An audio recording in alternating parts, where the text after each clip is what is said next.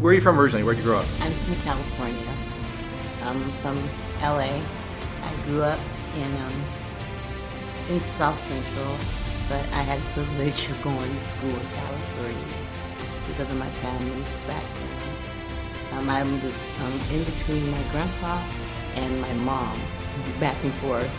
And my grandfather was a retired LAPD for Parker Center, a homicide detective. And he's my everything, who I grew up.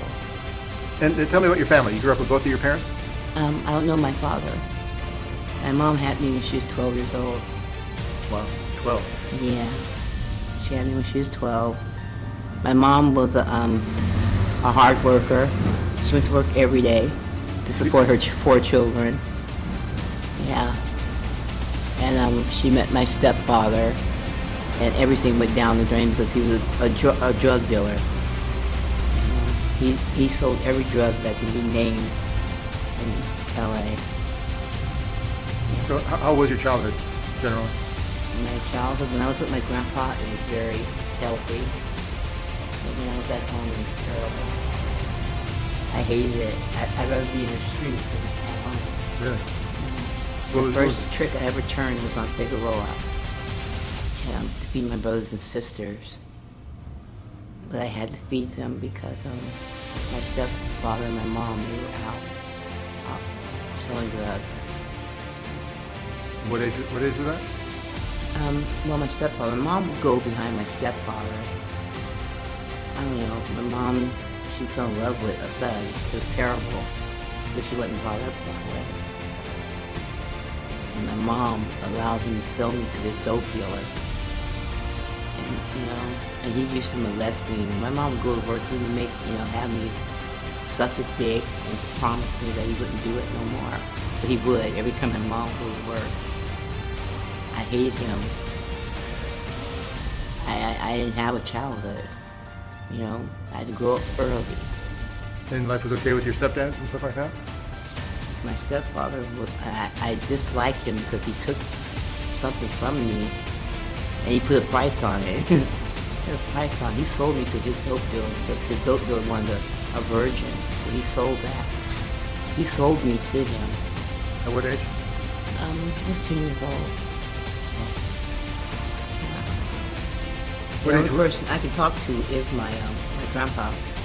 I told him everything. Back in the 80s, Hollywood used to be way out. Yeah. And it was like the glamorous thing. But I got caught up with this guy named Lucky. Because I was a runaway, they took me to a foster home.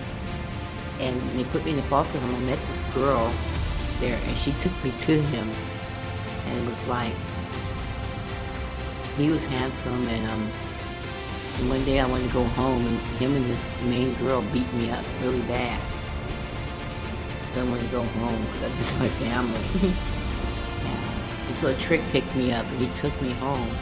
I told my grandpa what happened, what his step did to me.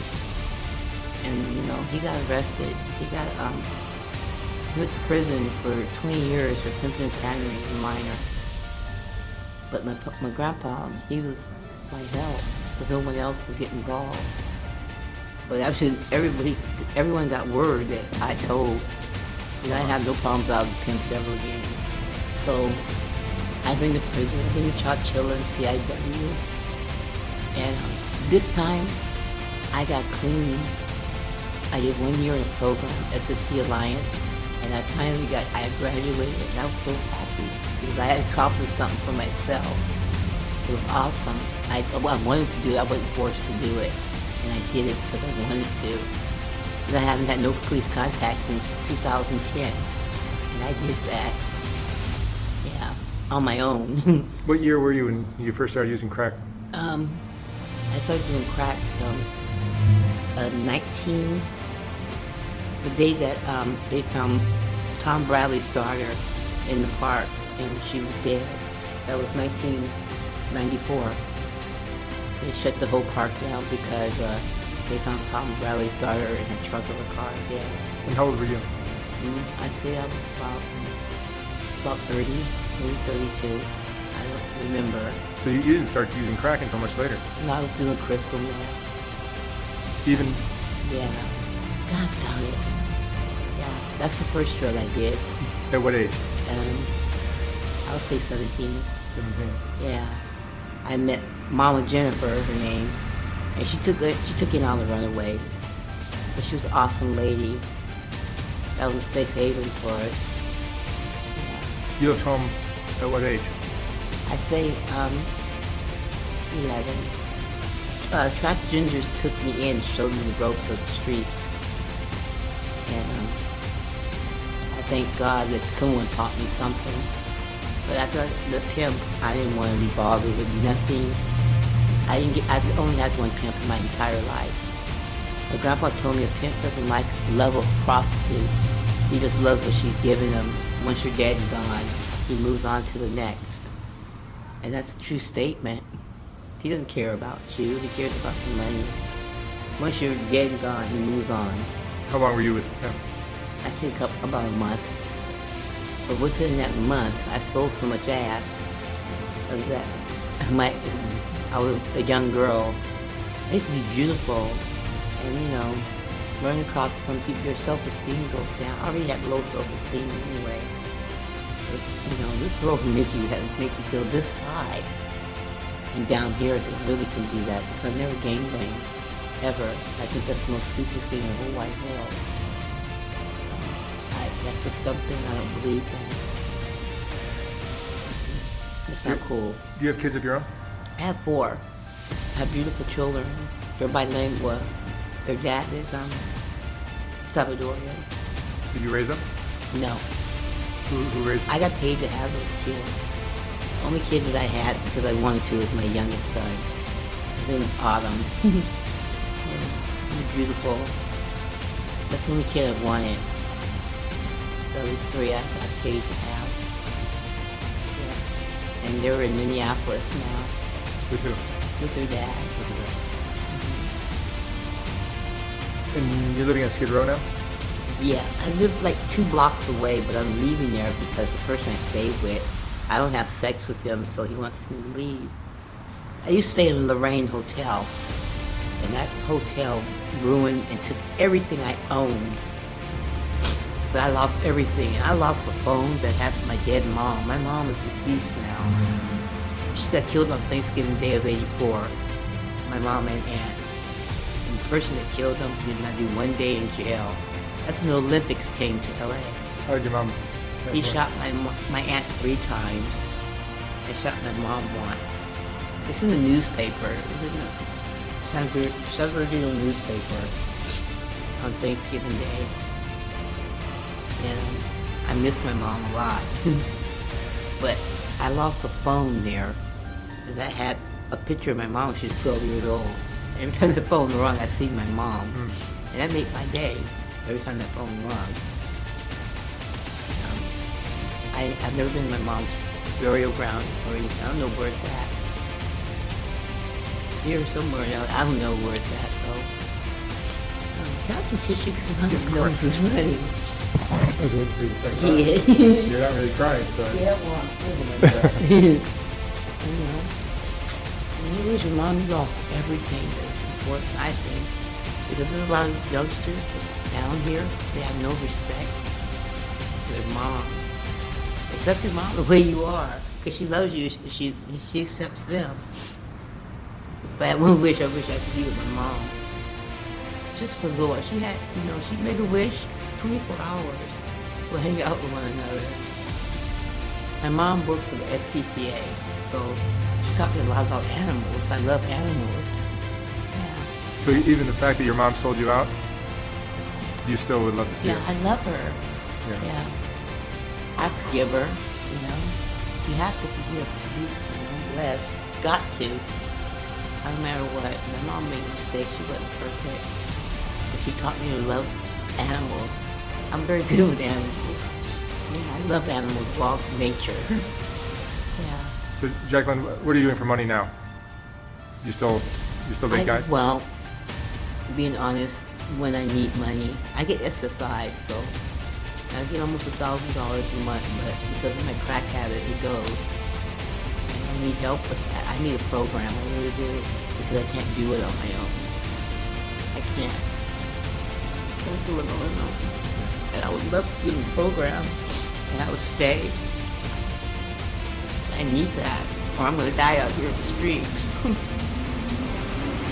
And I know that I'm gonna die one day, but I'm gonna die real soon. And I'm stage 4 renal failure. Yeah. And this is what the streets done to me, or I done to myself. Yeah. Yeah.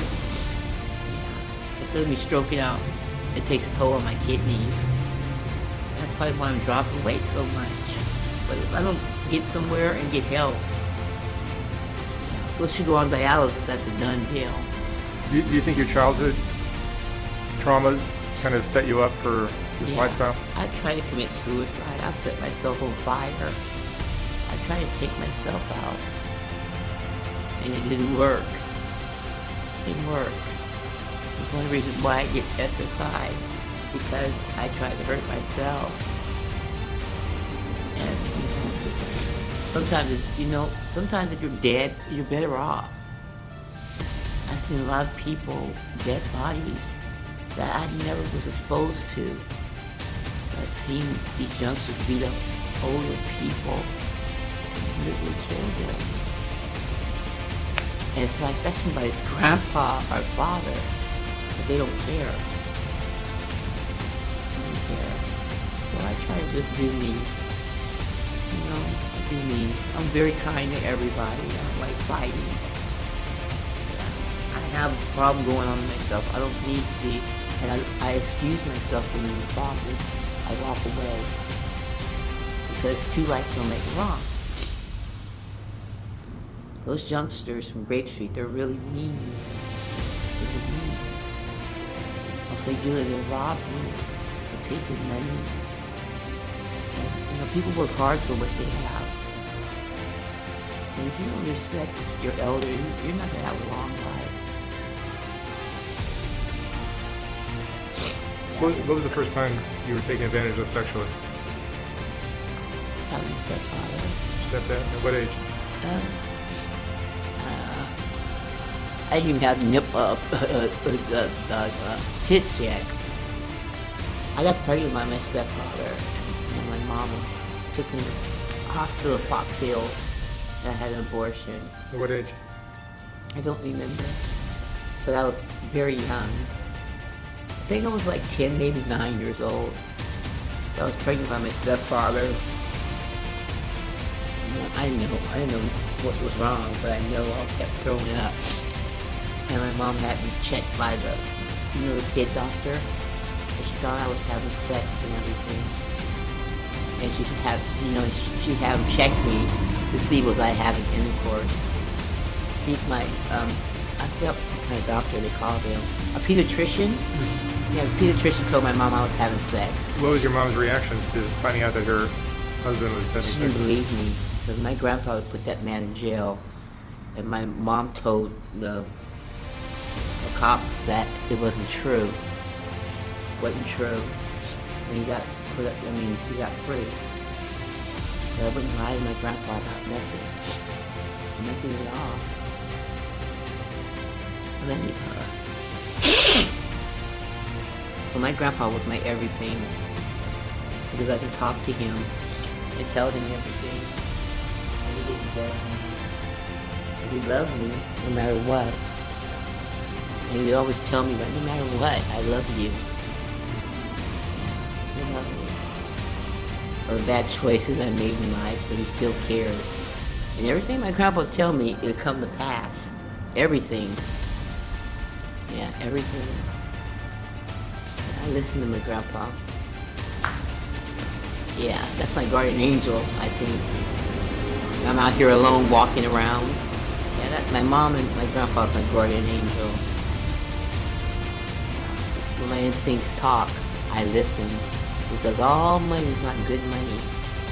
And every car that glitters is not gold. And a lot of girls have gotten cars on this street here and never came back. And instincts will never do you wrong.